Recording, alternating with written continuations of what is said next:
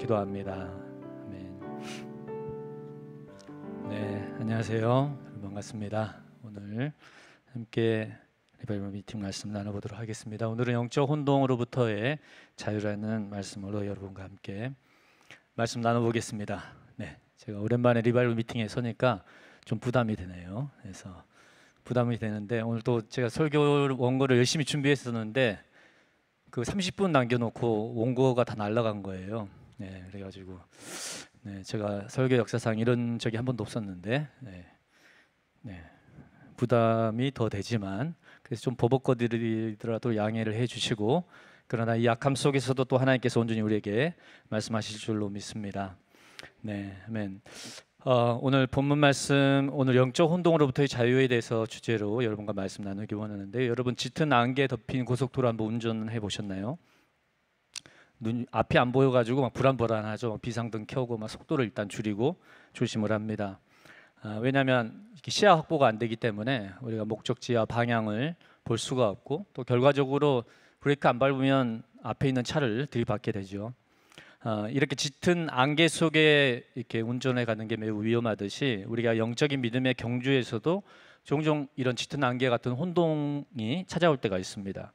그 혼동이 찾아오면 이렇게 시야 확보가 안 되는 것처럼 우리의 영의 눈이, 영안이라고 하죠. 영의 눈이 가려지고, 영의 눈이 가려지고 마음의 총명이 거쳐지면 우리가 방향을 잃게 되고 또 사고를 내게 되고, 또 결국은 우리의 믿음의 경주가 멈춰지는 그런 악영향들이 초래하게 됩니다. 오늘은 이렇게 우리의 믿음의 여정에서 영적 혼동을 일으키는 열린 문들에 대해서 몇 가지 살펴보고, 그 영역 속에 하나님의 빛이 비춰지는 시간이 되기를 소망합니다. 첫 번째로 우리가 영적인 혼동 가운데 빠져들게 되는 많은 열린 문 중에 하나는 바로 권위에 대한 혼동이 있습니다. 민수기 12장 1절에서 10절 말씀인데요, 함께 소리내서 읽어보도록 하겠습니다. 함께 읽어보겠습니다. 모세가 구스 여자를 취하였더니 그 구스 여자를 취하였으므로 미리암과 아론이 모세를 비방하니라. 그들이 이르되 여호와께서 모세와만 말씀하셨느냐, 우리와도 말씀하지 아니하셨느냐 하며 여호와께서 이 말을 들으셨더라. 아론과 미리암을 부르시는지라. 그 두 사람이 나아가매 이르시되 내 말을 들으라. 너희 중에 선지자가 있으면 나 여호와가 환상으로 나를 그에게 알리기도 하고 꿈으로 그와 말하기도 하거니와 내 종 모세와는 그렇지 아니하니 그는 내 온 집에 충성함이라.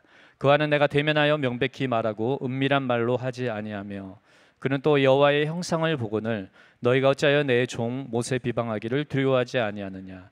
여호와께서 그들을 향하여 진노하시고 떠나심에 구름이 장막 위에서 떠나갔고 미리암은 나병에 걸려 눈과 같더라. 아론이 미리암을 본즉 나병에 걸렸느니라.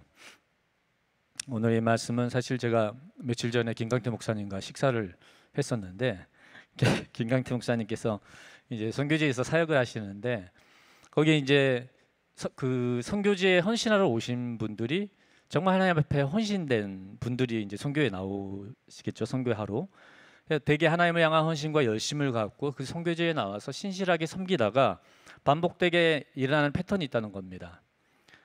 그들이 결국은 그 헌신의 여정, 그리고 선교의 여정을 그만두게 만들고 자신의 걸어왔던 길들을 뒤로하고 전부 다 그 선교지를 떠나게 되는 사건들이 발생하는데, 그렇게 번번이 사람들이 걸려 넘어지게 한 굉장히 반복적인 이 원인이 바로 이 권위에 대한, 오늘 딱 이 말씀이라는 겁니다. 권위에 대한 혼동이라는 것입니다.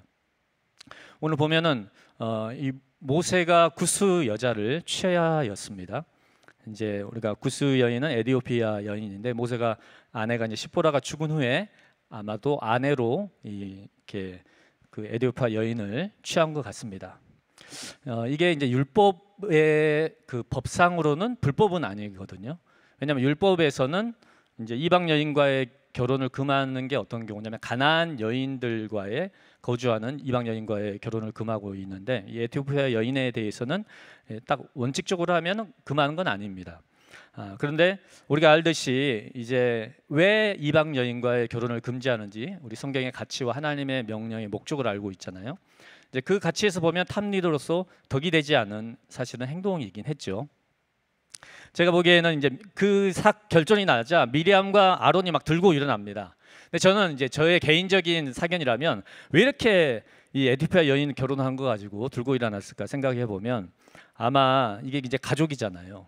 모세가 동생이고 미리암과 아론이 이제 누나 형님인데 이 결혼 상담을 하지 않았을까라는 생각을 해봅니다. 모세가 형님 제가 그 이제 아내를 취해야 되는데 이 에디파 여인을 아내로 맞이하려고 합니다. 제가 보기에는 이제 미리암과 아론은 반대했을 것 같아요. 야, 네가 본이 돼야지 지금 그렇게 결혼하면 되겠냐? 다른 백성들이 뭘 보고 따라하겠냐라고 아마 반대를 했겠죠. 근데 저도 이제 상담을 많이 해봤는데 항상 상담을 할 때 그 내담자가 절대 답을 가지고 찾아오는 상담은 뭐냐면 이 결혼 상담이죠. 그리고 이성교제 상담. 네, 다 자기들이 뜻을 정해놓고 와서 목사님 뭐 이렇게 얘기를 해요. 그러면 저는 알아요. 이미 뜻을 확고히 정하고 와서 또 조언을 합니다. 그러면 이미 너 다 정했잖아 하고 이제 저도 이제 시나리오를 계속 얘기해 주는데 결국은 자기 원함대로 가는 게 바로 이 연애 상담, 결혼 상담 아닙니까? 근데 이제 제가 보기에는 모세도 결국은 자기가 원하는 대로, 모르겠어요. 에티파의 여인이 조금 아름다웠나? 아니면 모세의 마음을 사로잡았나? 어찌됐든 결혼을 했다는 것입니다. 근데 이 이야기를 이제 이러한 사건을 이야기로 해서 미리암과 아론이 어떻게 보면 모세의 가장 인간적인 연약함일 수도 있고 허물일 수도 있는데 이것을 그 기회로 삼아서 모세에게 도전을 하기 시작합니다. 모세를 비방을 하는데 여기서 보면은 주석가들은 얘기를 해요. 이게 모세한테 비방했다는 게 아니라 사람들에게 비방하고 다녔다고 얘기를 합니다. 모세에 대해서. 어쨌든 사람들에게 불만을 가지고 있는 사람들에게 모세에 대해서 비방을 하면서 모세의 지도력에 대해서 도전을 하게 되고 자신들의 영적인 위치 그리고 지금까지 출애굽 여정에서 자신들의 기여도에 대해서 얘기를 합니다. 사람에게 인정받고 싶었어요. 그래서 결국은 근데 이 사건의 끝이 우리가 어떻게 되는지 알고 있죠. 어떻게 되나요? 하나님께서 이게 3자 대면이 아니라 4자 대면을 합니다. 다 불러 이제 들여놓고 그 자리에서 하나님께서 오늘 이 말씀과 같이 모세의 권위를 확인시켜 주시고 미리암과 아론을 책망하는 것으로 이야기가 끝나는 것을 우리가 볼 수 있습니다.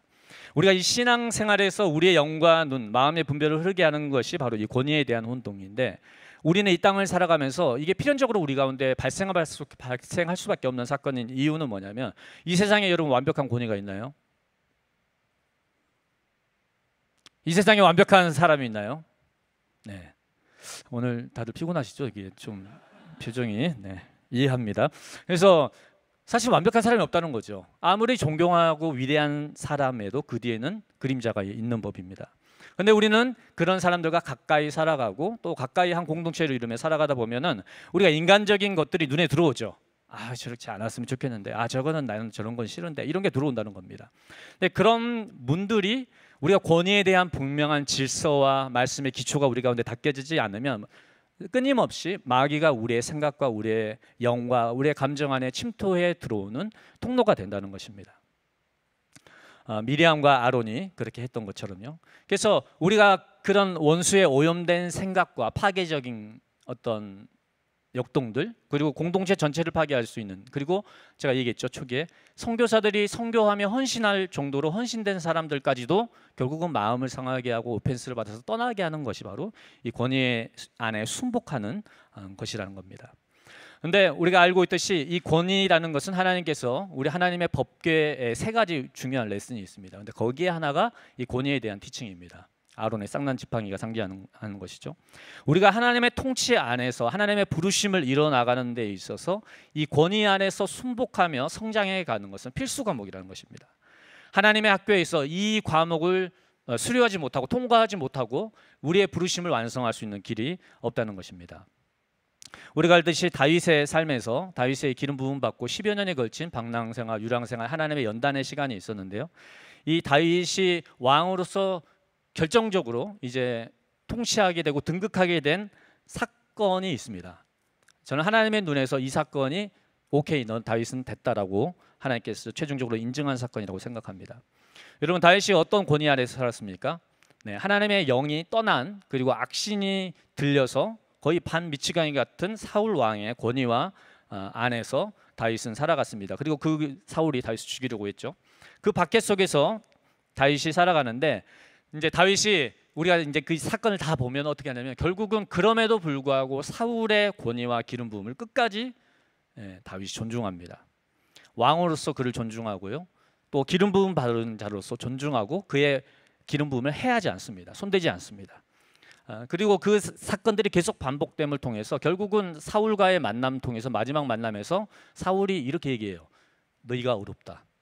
다윗이 너는 의롭고 네가 하나님, 그러니까 다윗이 걸어온 족적에 대해서 사울의 입을 통해서 이제 다윗이 왕이 될 것에 대해서 하나님 앞에서 의로운 자임을 인침을 받게 됩니다. 이 사울의 권위 안에서 완전히 순복하고 그 존중의 과목을 통과할 때, 그리고 나서 다윗은 이스라엘의 유대의 왕으로서 바로 세워지게 됩니다. 그때부터 그 이후에 사울이 전쟁에서 죽게 되고 다윗의 왕위가 세워지는 것을 볼 수 있습니다. 우리 모두는 이 하나님의 학교, 특히 권위 아래서 순복하고 성장하는 이 학교에 들어와 있습니다. 우리가 이 과목을 잘 통과하지 않는 경우, 여러분 세왕 이야기 혹시 아시나요? 세왕 이야기가 사울과 다윗과 압살롬에 대한 이야기인데 짧은 이야기지만 굉장히 인사이트가 있습니다. 근데 그 세왕 이야기의 끝이 이렇게 얘기합니다. 당신은 누구입니까? 라고 물어봅니다. 그러면 이제 대다수가 우리 어떻게 생각하는, 설마 내가 사울은 아니잖아. 내가 그렇게까지 내 후임자들 뭐 박해하거나 막 기름 부은 자들 이러진 않잖아. 또 내가 압살롬은 아니잖아. 내가 막 이렇게 전복해서 뭐 이런 사람은 아니잖아. 우리 대다수가 나는 그래도 다윗이야. 이렇게 박해 받으면서도 하나님 섬긴 사람이라고 생각하는데, 이제 이 저자가 이렇게 해요. 당신이 당신을 당신 안에 있는 사울과 압살롬을 보지 못하고 당신이 다윗이라고 생각하고 있다면 당신은 이제 곧 사울이 될 사람이다. 그리고 압살롬이 될 사람이다라고 얘기를 합니다. 그만큼 우리 안에는 이 권위 안에서 성장하는 것에 있어서 사울과 같이 어떻게 권위를 오남용하려고 하는 습성, 압살롬과 같이 권위를 찬탈하거나 나의 권위를 스스로 쟁취하려고 하는 습성이 우리 가운데 있다는 것입니다. 여러분, 이 권위와의 관계 속에서 어려움 많으시죠?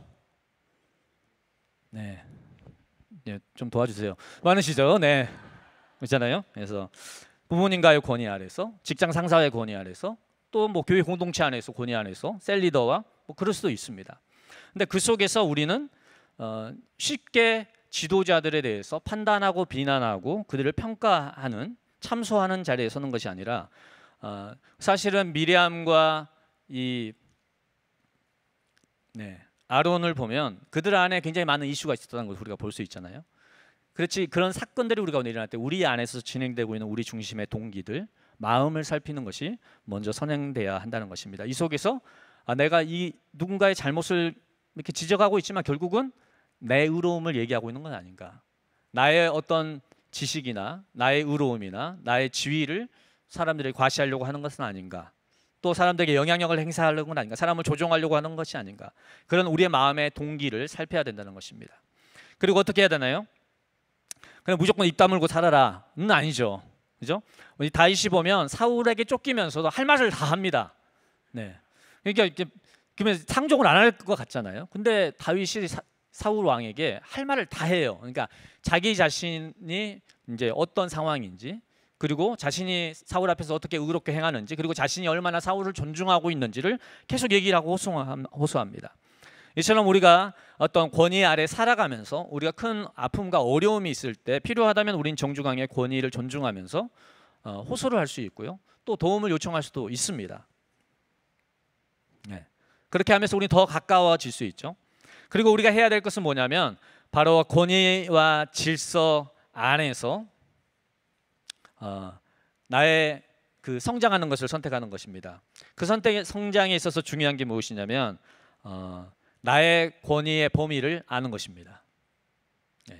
이제 신약 성경에 얘기했죠. 너희 믿음의 범위에 맞게 생각하고 행동하라고 얘기를 하고 있는데, 하나님은 모세에게 주어진 권위가 있었습니다. 모세는 탑리더의 권위를 가지고 있었죠. 하나님으로부터 직접 듣고 직접 들은 것을 이스라엘 백성에게 이끌어가는 리더십을 가지고 있었습니다. 그건 하나님이 위임한 권위였습니다. 아론과 미리암에게는 그러한 권위는 하나님 주어지지 않았죠. 그들은 모세의 권위를 돕는 자로서 하나님 위임하셨고 그들을 세우셨습니다. 그래서 각자에게 주어져 있는 권위의 영역이 있었다는 것입니다. 이처럼 우리가 살아가는 모든 공동체와 모든 조직에는 사실 권위와 질서가 있습니다. 거기에 합당하게 섬기는 것, 그리고 그 안에서 우리가 존중하며 걷는 것은 하나님께서 우리에게 명령하신, 우리가 복 가운데 걷는 하나님의 질서이자 지혜입니다. 그래서 우리가 그 안에서 이제 뭐 예를 들면 저한테 적용하면 저는 어떻게 할 수가 있어요? 저는 사실은 담임 목회자는 아니잖아요. 근데 제가 담임 목회자의 생각을 하거나 담임 목회자의 판단을 내리거나 담임 목회자처럼 하면 그건 뭐죠? 무질서가 되겠죠. 저는 담임 목사님을 옆에서 도우면서 필요한 역할들을 수행하고 돕고 그 권위를 섬기고 세우기 위해서 하나님께서 기름 부어 세운 것이죠. 여러분 셀 리더도 똑같죠. 셀 리더에게 주어진 권위가 있습니다. 또 세론에게 맡겨진 역할이 있습니다. 우리가 그 각자의 역할에 하나님 앞에 신실하게 걸어갈 때 우리는 그 안에서 존재가 성장하고 또 서로 사랑하고 용서하는 법을 배우고 또 서로의 연약함을 중보하고 권위를 해하고 파괴하는 자가 아니라 권위를 세우는 자로 우리가 성장해 갈 수 있게 됩니다. 아멘. 네. 여러분 어떠신가요? 여러분의 마음 안에 시온의 대로가 있다면 이 권위와의 관계 안에서 거리끼는 것, 또 마음에 일어나는 원망과 불평, 또 마음에 일어나는 쓴뿌리와 용서하지 못한 마음이 있지는 않은지 모르겠습니다. 여러분의 마음을 한번 살펴보시고 우리가 오늘 이 밤에 우리의 시온의 대를 깨끗하게 정결케 하는 밤이 되어지기를 소망합니다. 우리 안에 있는 사울의 모습, 또 우리 안에 있는 압살롬의 모습들을 발견하고 우리가 주님께 돌이켜지는 밤이 되기를 소망합니다. 그때 하나님의 커버링이 우리 안에 회복될 줄로 믿습니다. 바로 우리의 영안을 가리우고 우리의 총명을 가리우던 그 뿌연 연기와 같은 온갖 생각들이 우리 가운데 뜯겨져 나가고 우리에게 선명한 이해들, 그리고 내가 해야 될 말들, 해야 될 행동들, 내가 어디에 서야 될지를 인식하게 하는 지혜가 우리 모두에게 임할 줄로 믿습니다. 그 하나님의 축복과 은혜가 우리 가운데 회복되는 밤이 되기를 축복합니다. 아멘. 한번 여러분 옆에 얘기해 볼까요? 우리 권위에 대해서 계속 성장해 갑시다. 아멘. 권위 안에서 성장해 갑시다. 네, 아멘. 하나님께서 우리 모두를 정말 권위를 맡을 만한 자들로 세워가실 줄로 믿습니다. 그래서 첫 번째 우리에게 혼돈을 가져오는 권위라는 주제에 대해서 나눠봤습니다. 두 번째로 우리의 믿음 생활에서 혼돈을 가져오는 영역들을 함께 살펴보기 원하는데요. 그것은 바로 믿음의 싸움에서의 혼동입니다. 디모데전서 말씀을 함께 읽어보도록 하겠습니다. 시작 읽겠습니다. 아들 디모데야, 내가 내게 이 교훈으로서 명하노니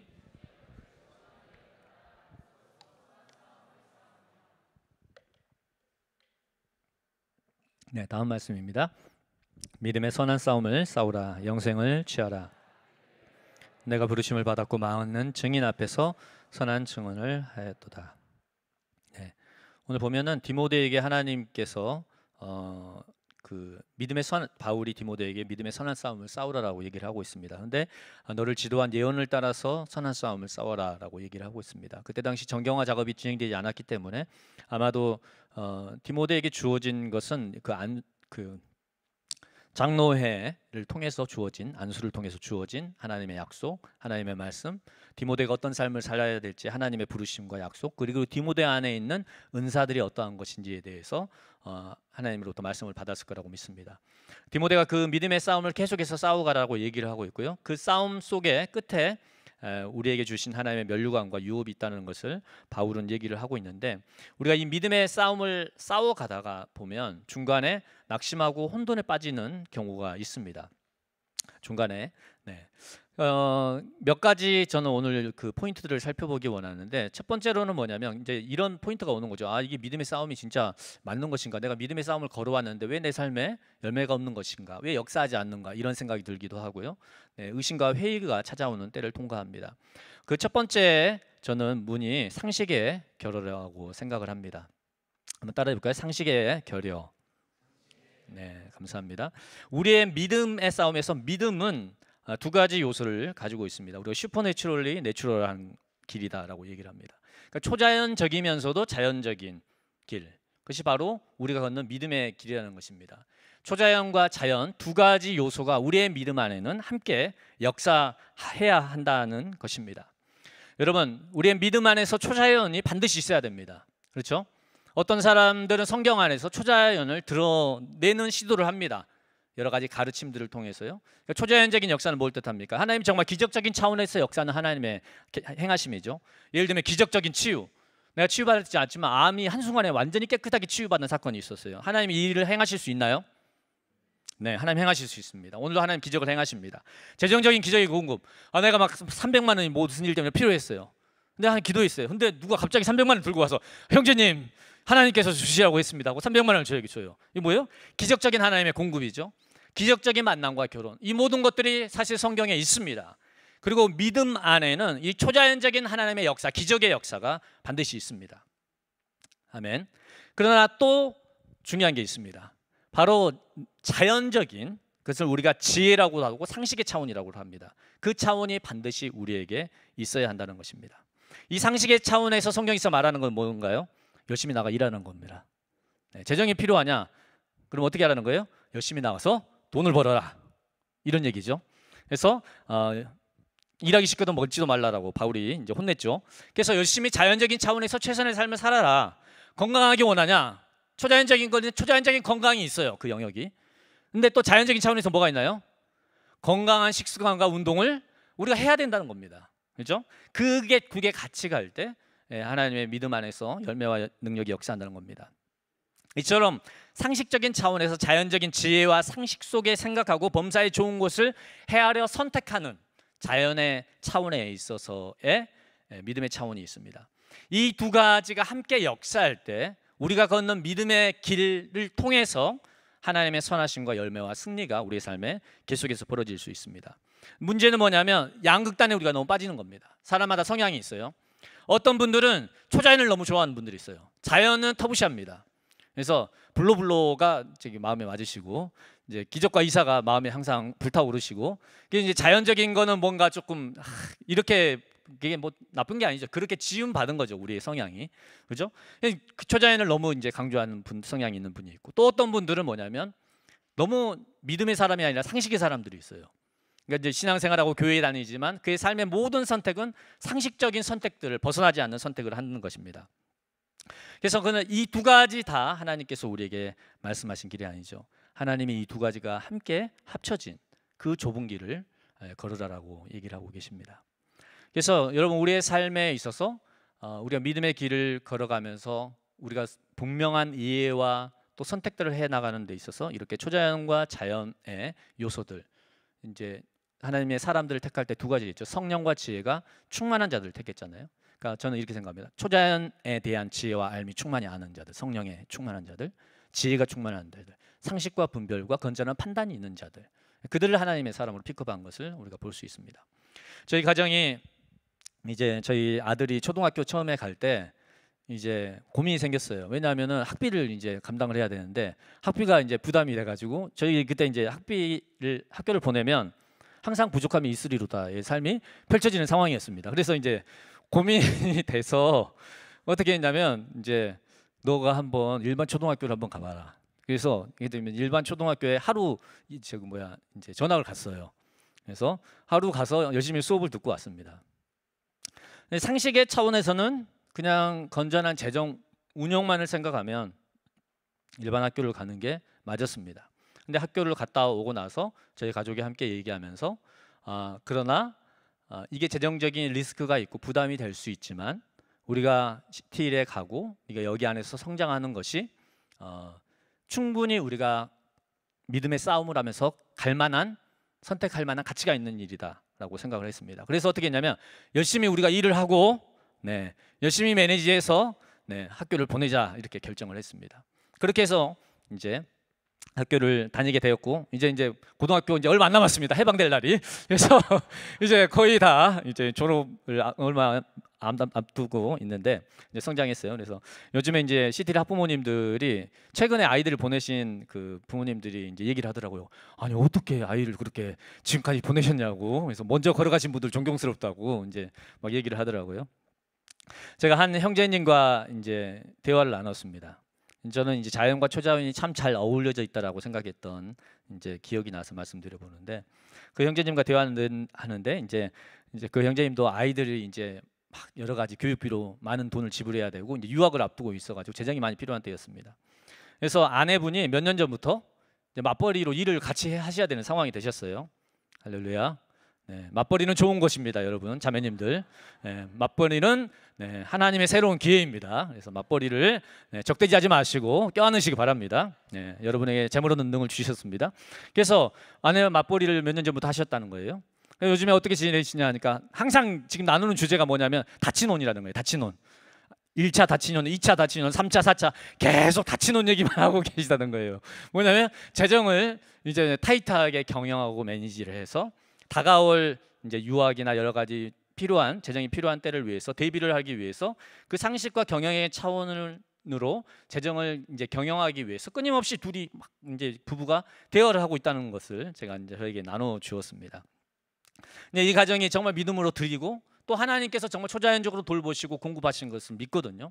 그리고 또 어때요? 자연적인 차원에서의 다친혼을 만들고 거기서 경영하는 법들을 계속해서 배워나가고 재정을 지혜롭게 사용하는 것들을 한해서 성장해 가는, 그래서 자연과 초자연이 정말 잘 어우러져 있구나를 제가 볼 수 있었습니다.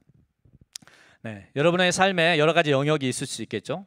그 모든 선택 속에서 이렇게 하나님의 자연과 초자연의 역사가 있어야 될 줄 믿습니다. 저희 가족이 이제 입시 시즌이 되는데 저희 아들 유학을 보내려고 하는데 저희는 이제 아시아로 유학을 보내기로 했습니다.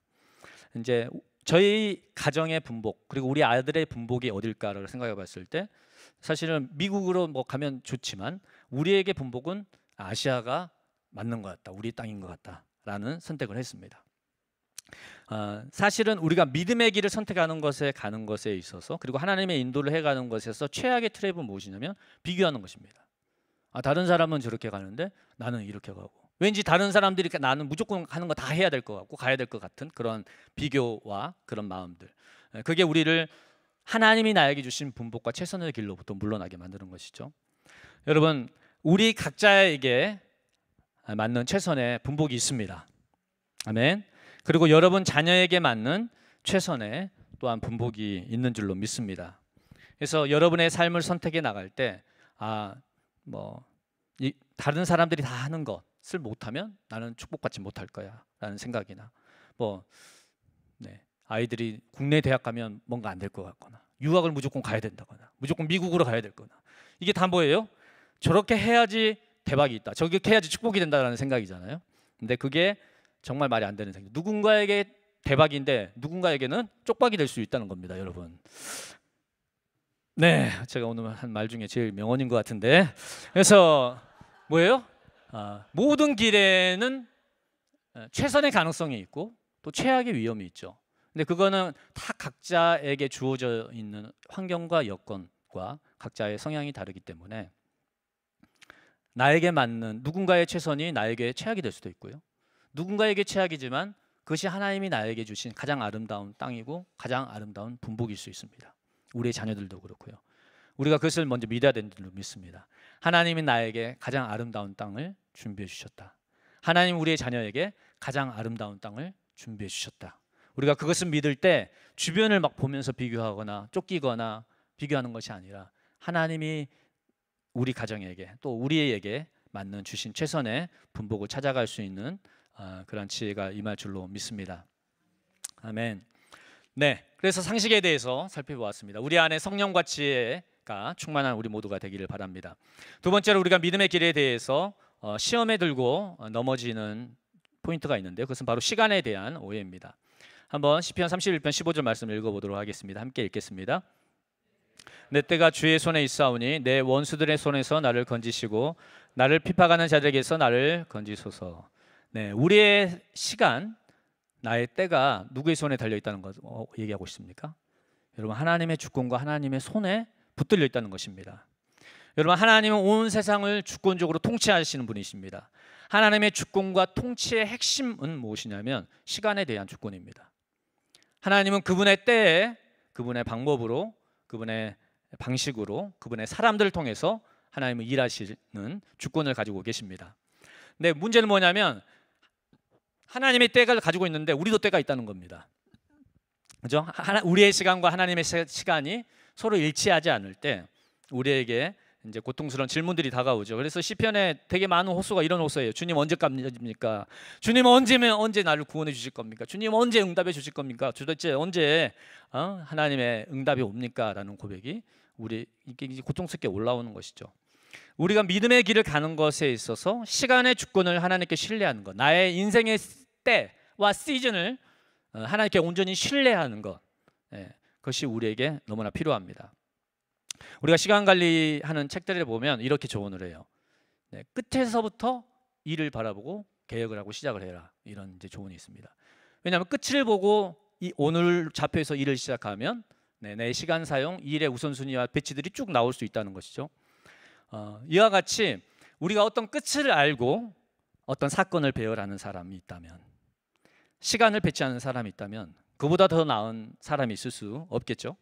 우리 하나님은 우리는 제한된 시간을 봅니다. 우리의 과거의 경험을 알고 있고요, 오늘의 우리의 모습을 알고 있습니다. 그러나 우리는 미래를 알 수 없죠. 그러나 하나님은 우리의 시작과 끝을 온전히 보고 계십니다. 할렐루야. 여러분 두려워하지 마십시오. 박영선 목사님이 이렇게 얘기하시더라고요. 하나님의 열심에서 항상 하나님의 기준에 도달하지 못하는 자신을 보면서 너무 낙심이 됐대요. 나도 저렇게 위대한 하나님의 사람이 되고 싶은데 나는 왜 이렇게 모자라나, 나는 왜 이렇게 보잘것없나, 항상 그랬대요. 근데 이제 하나님이 보여주신 거 뭐냐면, 하나님의 사람 모든 사람들, 그들의 열심과 노력이 아니라 하나님이 그들을 택하셨고 하나님이 그들을 빚어가셨고 하나님의 열심으로 그들을 완성시켜 가신 그 하나님의 손길을 보게 되었다는 것입니다. 그 안에서 엄청난 위로와 자유와 감사가 나오게 됐다는 겁니다. 여러분, 이처럼 우리의 지금의 모습이 끝이 아니라 우리의 지금의 모습은 건축하고 있는 약간 건축물 같아요. 이제 도대체 이걸 어디다 써야 되나, 그리고 이렇게 막 흉한 모습도 보이기도 하고 용도를 알 수 없는 듯하게 보이기도 하고 하지만, 여러분, 하나님은 우리의 최종 목적지를 알고 계십니다. 그리고 그 목적에 맞게 우리를 빚어가고 계시고 연단해가고 계시고 적합한 때와 시간과 장소 안에 우리를 배치해 주셨습니다. 우리가 할 것은 무엇이냐면, 우리의 삶의 이야기에서 정말 하나님은 나의 최고의 작가시다. 진짜 우리 정말 극적인 드라마 작가 속에서는 그게 보이잖아요.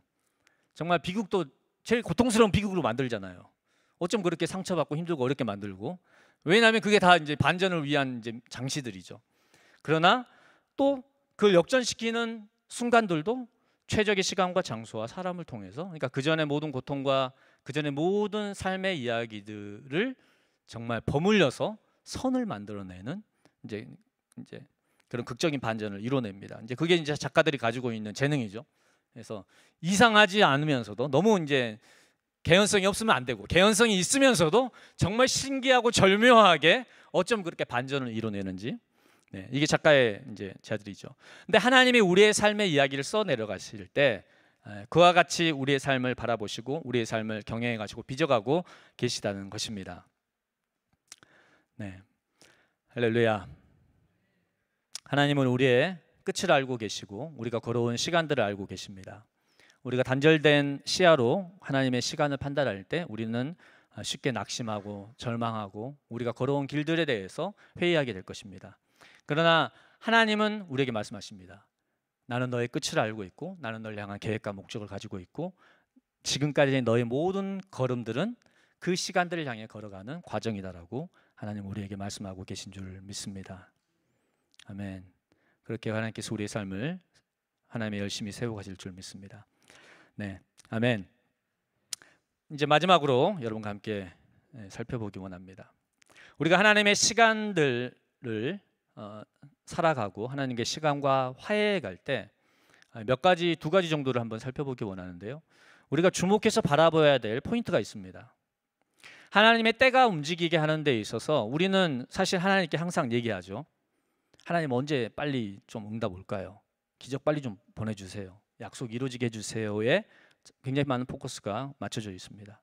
어떻게 하면 빨리빨리 응답이 될까요? 이렇게요. 근데 하나님은 우리가 아까 다윗의 삶의 이야기를 봤습니다. 다윗의 삶의 정말 승진과 그 시즌의 변화, 하나님의 카이로스라고 하죠. 하나님의 구속사적인 하나님이 개입하셔서 하나님의 어떤 목적과 섭리를 풀어내시는 그 시즌을 가져오게 하는 건 무엇이었냐면 마음의 여정이었습니다. 마음의 학교였습니다. 아멘.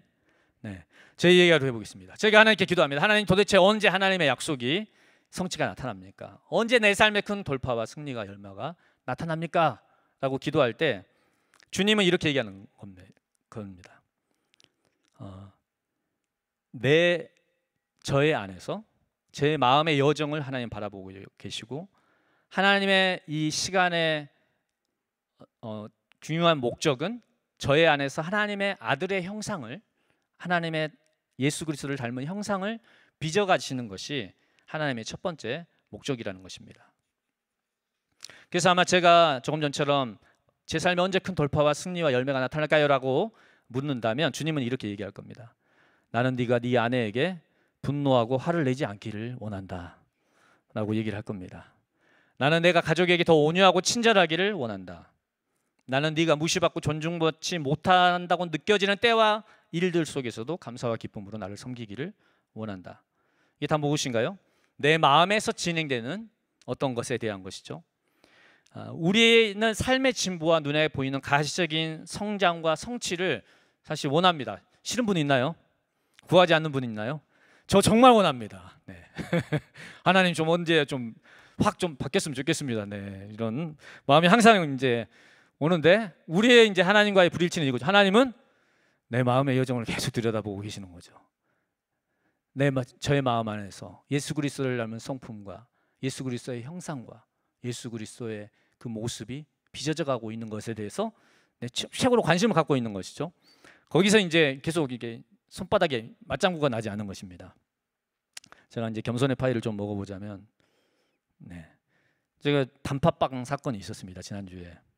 단팥빵 사건이 어떤 사건이냐면, 지난주 제가 기도처를 끝나고 이제 저희 아내와 차를 이제 타고 집으로 돌아가는 길에 제가 그때 너무 이제 약간 진이 빠지는 거예요. 그래서 뭔가 당이 땡기고 너무 이제 기운이 없어서, 그래서 단팥빵을 하나 먹어야 되겠다 이제 생각을 해서 밤 9시였는데 뭐 단팥빵을 하나 내가 꼭 오늘 먹어야 되겠어. 그래서 이제 단팥빵을 이제 그래서 사러 갔습니다. 저희 아내가 단팥빵과 빵을 사 오셨는데, 근데 오셔서 저를 그냥 주고 가만히 있었으면 좋았을 걸, 단팥빵을 주시면서 한마디 하시는 겁니다.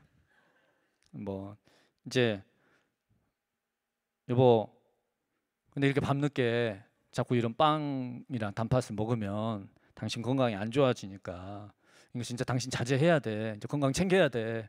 뭐 이제 건강을 가지고 막 이제 뭐가 들어오기 시작한 겁니다. 단팥빵 하나로. 근데 이제 제가 그때 알았어요 뭐 이러면 되잖아요. 근데 제 안에서 막 분노가 폭발해 오르는 겁니다. 그래서 아니 내가 단팥빵을 도대체 1년에 한두 번 먹을까 말까 하는데, 그 단팥빵 하나 먹겠다는데 나는 단팥빵 하나도 내 인생에서 마음대로 못 사 먹냐 하면서 이제 제 안에서 막 폭발해서 막 올라오는 것이죠. 그래서 막 진짜 막 제가 막 미친 듯이 막 폭발해서 막 얘기했어요. 그래서 너무 막 분이 나는 거예요. 내가 단팥빵 하나도 내 마음대로 못 사 먹냐고 막 이제. 그래서 막 이제 올라가면서 이제 저희 아내는 이제 화들짝 놀라는 거죠. 아니 여보 건강 챙기라고 그 밤에 야식 먹지 말라고 한 거예요. 이제 그런데 뭐 얘기하는데 뭐 저는 막 또 이런 거죠. 이제 뭐 결국은 이제 진정이 됐어요. 근데 그 단팥빵이 떠나지 않는 겁니다. 제가 내가 단팥빵 하나로 내 인생 이야기가 나오고, 도대체 내 인생은 단팥빵 하나 못 사 먹냐 이런 말이 나오고 분노가 쏟아져 나오고 해서 내가 갱년기인가 왜 이렇게 감정 기복이 심하지? 그래서 막 이렇게 하는 것이죠. 제가 사실 제가 이제 그런 마음이 있었거든요. 이제 이만하면 남편으로서도 이제 많이 성화됐고, 이제 목사로도 많이 성화됐고, 이제 마음학교 어느 정도 이제 졸업할 때 됐잖아. 이런 생각이 살짝 있으려고 했는데, 요즘 막 일련의 사건을 통해서 단팥빵 사건과 기타 등등 사건을 통해서 내가 다시 복학해서 돌아가야 돼서 이게 마음의 학교는 졸업이었구나를 경험하게 됐습니다. 제가 진짜 나이를 먹어가면서 이건 졸업이 없는 학교구나를 다시 한번 느끼고 있는데, 제가 다시 내 하나님의 은혜와 자비의 손길 안에서 하나님이 제 마음을 빚어가시도록, 내 마음에 응어진 분노와 쓴뿌리들을 다뤄가시도록, 내 마음에 맺혀진 여러 가지 마음의 이슈들을 하나님이 빚어가실 수 있도록 하나님께 저의 마음을 다시 내어드리는 선택을 하게 되었습니다. 여러분, 하나님 우리의 마음에 관심이 많이 있으십니다. 아멘.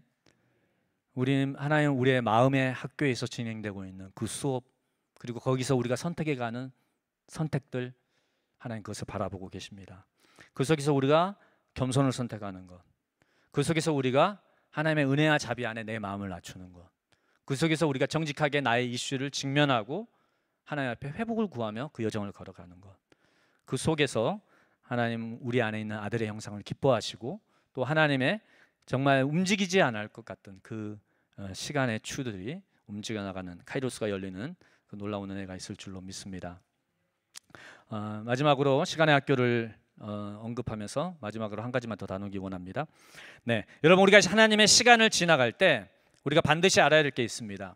네, 하나님의 시간은 수동적으로 우리가 기다리는 것이 아니라 능동적으로 또한 그 하나님의 시간을 우리가 앞당겨 올 수 있다는 것입니다. 물론 하나님의 주권 가운데 있지만 분명히 우리의 믿음의 개입의 여지가 남겨져 있습니다. 믿음은 하나님의 능력과 축복을 많이 끌어도 오기도 하고요, 어떤 믿음이 없음으로 말미암아 하나님이 아무 삶에도 행할 수 없다라고 하셨습니다.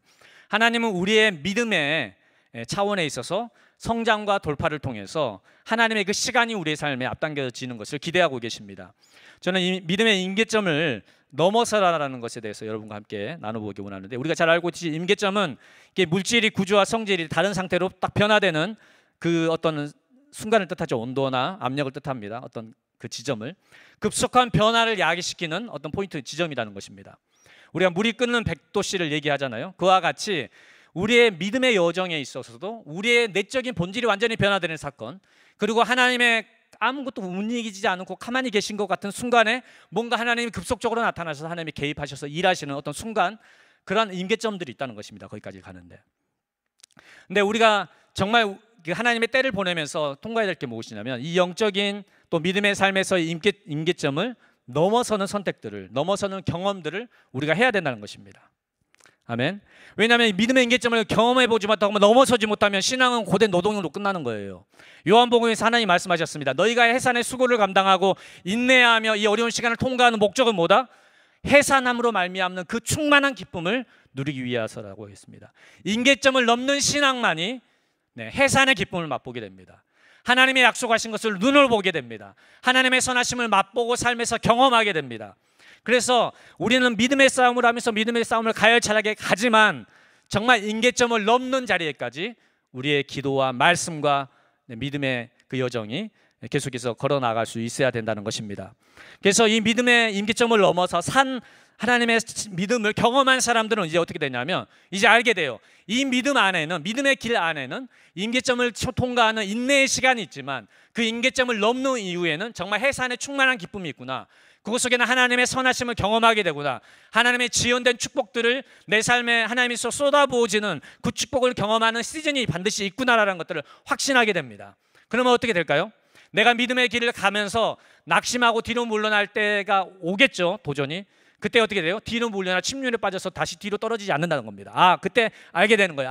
이 뒤에는 반드시 돌파가 있어. 이 뒤에는 반드시 임계점을 넘어설 때 이 사점을 통과해서 해산의 진통을 통과하면 하나님이 나의 삶에 예비해 놓으신 기적과 승리가 반드시 있어라는 믿음이 있기 때문에 그 시간을, 그 구간을 통과하고 나갈 수 있게 되는 것입니다. 할렐루야. 이 산 믿음이 있는 자들, 이게 바로 믿음의 비밀을 가지고 있는 자들이라고 있습니다. 그 비밀이 있는 자들은 하나님을 섬기며 걸어갈 때 힘이 있습니다.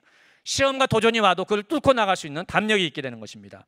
그래서 제가 청년들한테 얘기해요. 야, 너희들 반드시 이 임계점을 뚫어서 하나님의 어떤 한계를 뛰어넘어서 하나님을 경험하는 삶의 기적의 순간들을 반드시 너희가 경험해야 된다고 제가 계속 얘기합니다. 계속 그 임계점을 넘는 사점을 통과하는 구간에서 뒤로 물러나지 말고 그걸 넘어서는 선택을 하라고 계속 격려합니다. 왜냐하면 그걸 넘어본 사람은 알거든요. 그 해산의 기쁨을 알기 때문에 계속해서 밀고 나갈 수 있는 힘이 생기게 된다는 것입니다. 여러분, 해산의 진통이 우리에게 찾아올 때 나타나는 증상이 있습니다. 그것은 뭐냐면 사점이라고 표현했죠. 마라톤 사점은 뭐예요? 거의 죽음을 통과하는 시간이죠. 해산의 진통. 저는 모르지만 자매님들은 아시잖아요. 그래서 그 고통의 시간들, 진통의 시간들. 그렇게 우리의 굉장히 정서적으로, 영적으로 또 삶에 있어서 엄청난 스트레스와 압박과 어려움을 통과하는 시즌을, 그 구간을 우리가 마주하고 통과하게 된다는 것입니다. 그래서 성경에 보면 기적을 통과하는 사람들 앞에는 항상 가장 큰 고난이 있었습니다. 엄청난 고난 속에 하나님께 부르짖음을 이어서 하나님의 기적과 승리를 경험합니다. 우리가 잘 알고 있지, 한나가 사무엘을 출산할 때 어떻게 했나요? 분인나가 막 옆에서 막 들쑤셨죠. 그죠? 그럼 하나님 앞에 나가서 기도하는데 엘리 제사장이 술 좀 작작 먹어라, 오해해서 막 뭐라 하죠. 어찌됐든 그 상황 속에서 한나가 계속해서 하나님께 밀고 나아갑니다. 우리가 알고 있는 스로보니게 여인 딸의 치유를 위해서 예수님께 그 딸을 안고 나오거들 때 예수님 뭐라고 하셨습니까? 자녀의 떡을 개들에게 던져주는 것이 합당치 않다라고 했습니다.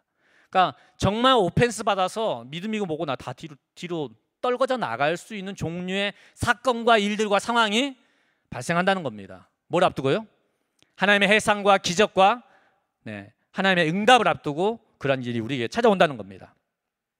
성경에 되게 많이 이런 예들이 있습니다. 시각 장애인들이 치유받을 때 하나님 앞에 호소할 때 제자들은 잠잠케 했습니다. 조용해라, 조용해라. 근데 그들이 했던 건 딱 한 가지. 그러니까 정말 이 인계점을 넘어서 하나님, 나 산 믿음을 갖기 원합니다. 살아계신 하나님의 응답과 승리를, 선하심을 나는 맛보고야 말겠습니다. 라는 확고한 그 갈망이 있는 사람들은 어떻게 했냐면 그들은 물러나지 않았습니다. 그때 어떻게 했나요? 더 프레스인, 밀고 나아갔습니다. 하나님을 향해서, 더 예수님 향해서 밀고 나아갔습니다. 그런데 정말 그 사점을 넘는, 임계점을 넘는 그 순간이 지나면 정말 그들에게 예배는 어떤 우리가 모두 알고 있듯이 하나님의 치유, 하나님의 응답들, 그리고 하나님의 숨겨져 있던 계획들이 펼쳐지는 그 시즌이 그들에게 주어지는 것을 우리가 볼 수 있습니다. 할렐루야. 우리가 이 믿음의 신비를 갖는 우리 성도님들이 되시길 축복합니다. 내일 저희 청년부 정은이 자매님이 결혼 예배하시는데 제가 청년들에게 많이 얘기합니다. 이 자매님이 되게 절망을 많이 통과하셨거든요. 그러니까 이제 진짜 불가능하다, 결혼이. 왜 이렇게 믿음을 가진 형제가 씨가 말랐느냐. 뭐 이제 이런 현실 속에서 엄청난 이제 사실은 이제 절망을 느끼셨고 엄청난 수치를 또 경험하셨고, 그래서 제 청년부에 있는 게 사실 쉬운 게 아니거든요. 이제 또 나이 차들도 있고 족갑벌 되는 친구들하고 같이 이제 형제 자매님 하면서 하는 것도 힘들고 되게 많이 어려움이 많이 있었지만 이 자매님이 계속 마음의 여정을 걸어갔습니다. 초자연적으로 자연적으로 모든 도전들을 시도하고 선택해 갔습니다. 그리고 가장 깊은 절망과 수치를 지나는 그 속에서 사실 되게 어려운 때에 뒤로 물러나서 침륜에 빠지고 그냥 이렇게 오펜스 받고 뒤로 물러가는 게 아니라 어떤 선택을 하냐면 그 자매님이 계속 하나님께 나아가는 선택을 했습니다. 어떤 선택이요? 기도처에 계속 나오는 겁니다. 그래서 이제 자매님 결혼한다는 얘기 듣고 다 목사님들이 와서 아유 진짜 그 자매님 그렇게 기도 제목 맨날 내더니 진짜 하나님 응답해 주셨다고 다 아는 거예요. 그 믿음의 선택들을 한 걸음들을요. 그리고 그 자매님이 맨날 기도 사역실에 가서 이제 왜냐하면 그 싸움이 너무 힘드니까 그 사점을 통과하는 시간들이 너무 힘들어서 주일마다 기도 사역 받고 계속 하나님의 사랑 안에서 하나님의 시간을 선택하고 자기 자신의 정체성을 새롭게 회복하고 계속 그 여정을 통과해 갔습니다. 네. 그런데 그 깊은 이제 골짜기를 지나고 나서 정말 하나님이 예비하신 배필을 만나게 되었습니다. 할렐루야. 여인이 해산하여 진통할 때 너무 고통스럽다고 했어요. 근데 해산하고 나면 출산하는 기쁨으로 말미암아 그 모든 수고와 고통을 잊어버린다고 했습니다. 자매님이 저를 이제 결혼 전에 만나서 얘기했는데 눈가에서 이렇게 웃음이 눈이 이렇게 웃음이 그냥 뭐 장난 아닌 거 입꼬리가 막 춤을 추는 거예요. 정말 깜짝 놀랐습니다. 진짜 막 완전히 다른 사람이 된 거예요. 네, 정말 완전히 임계점을 넘어서 변화된 자매님을 보게 됐습니다. 너무 기뻐하시고 진짜 한 송이 국화꽃을 피기 위해 밤부터 소축자가 그렇게 울었나 봅니다. 근데 제가 그 자매님의 여정을 보면서 와 정말 맞구나. 하나님이 나에게 주신 약속, 우리가 하나님과 함께 동행하는 믿음의 여정, 이 속에서 우리가 사점을 통과하기도 하고 변화되지 않는 절망스러운 현실을 보내기도 하고 우리 자신의 너무나 초라한 그리고 믿음 없이 넘어지는 우리의 모습을 보이기도 하고, 그러나 그 속에서도 우리가 선택할 수 있는 게 뒤로 물러나 침륜에 빠지는 것이 아니라 오늘 히브리서 말씀이 뭐라고 하고 있습니까? 영혼을 구원함이 되는 믿음을 가진 담대함을 가진 자라고 얘기하고 있습니다. 마지막 말씀 한번 띄워주시겠어요? 오직 나의 의인은 믿음으로 말미암아 살리라. 아멘. 나의 하나님은 살아계셔. 그리고 그분은 반드시 그분의 약속을 이루실 것이야. 나를 향한 그분의 계획을 온전히 나타내실 것이야. 그 믿음을 가지고 계속 신실하게 걷는 그 걸음을 통해서 하나님의 놀라운 기적을 나타내 주셨습니다. 여러분 밤이 가장 깊을 때 새벽이 가장 가깝다고 합니다. 우리가 이렇게 사점이나 임계점 가까이 가면 정말 모든 것을 포기하고 싶은 순간이 옵니다. 정말 믿음도 포기하고 싶고 기도도 포기하고 싶고 예배도 포기하고 싶고, 그리고 정말 깊은 절망을 경험합니다. 뭘 해도 안 된다. 정말 답이 없다. 막 수치감이 막 올려옵니다. 내 믿음의 길에 대한 수치와 조롱의 목소리들이 막 삶이 나를 향해 조롱하고 원수가 조롱합니다. 또 아까 얘기했듯이 오펜스 받는 상황들이 막 벌어집니다. 여러분 정말 그때가 중요한 순간입니다. 바로 그때 우리가 침륜에 빠져서 뒤로 물러나는 게 아니라 그때 주님을 향해 달려갈 수 있다면, 주님을 향해 프레스인 더 밀고 나아갈 수 있다면, 수로뱅이 여인이 얘기했죠. 떡이라도 주십시오. 아멘. 그 믿음의 담력이 있다면 여러분 그 걸음 뒤에 하나님이 우리에게 놓으신 놀라운 응답이 우리에게 올 줄로 믿습니다. 놀라운 승리와 선하심이 우리에게 나타날 줄로 믿습니다. 하나님의 그 시간, 하나님의 카이로스가 우리의 삶에서 풀려져 나가는 놀라운 돌파가 우리에게 주어질 줄로 믿습니다. 우리 옆에 사람에게 한번 얘기해 볼까요? 하나님의 때가 오고 있습니다. 뒤로 물러나지 마십시오. 다른 분에게 얘기해 볼까요? 당신은 믿음으로 살 사람입니다. 아멘. 침륜에 빠지지 마십시오. 프레이스인해 나가십시오. 아멘. 여러분 우리 교회에 원웨이라는 형제님이 있습니다. 여러분 아시죠? 한 길밖에 모르세요. 제가 마지막 이렇게 얘기하고 있어요. 여러분 우리에게는 선택이 한 가지밖에 없습니다. 우리에겐 뒤로 물러나 침륜에 빠지는 건 우리의 선택일 수 없습니다, 여러분. 아멘. 우리가 낙심하고 쓴마음 갖고 원망하고 불평하고 뒤로 물러나는 것, 모든 것을 포기하는 것, 그것은 우리의 선택일 수 없습니다. 우리는 한 가지 선택, 우리 앞에 있는 주님을 향해 밀고 나아가는 것, 우리 주일 말씀처럼 다락방을 향해 밀고 나가는 것, 그것이 우리에게 주어져 있는 한 가지 선택이라고 믿습니다. 그리고 그 선택 너머에 무수히 많은 응답과 기적과 승리가 우리에게 주어질 것을 우리는 확신합니다. 아멘. 할렐루야. 그것을 믿습니다. 우리 함께 자리에서 일어나서 기도하며 주님께 나아가도록 하겠습니다.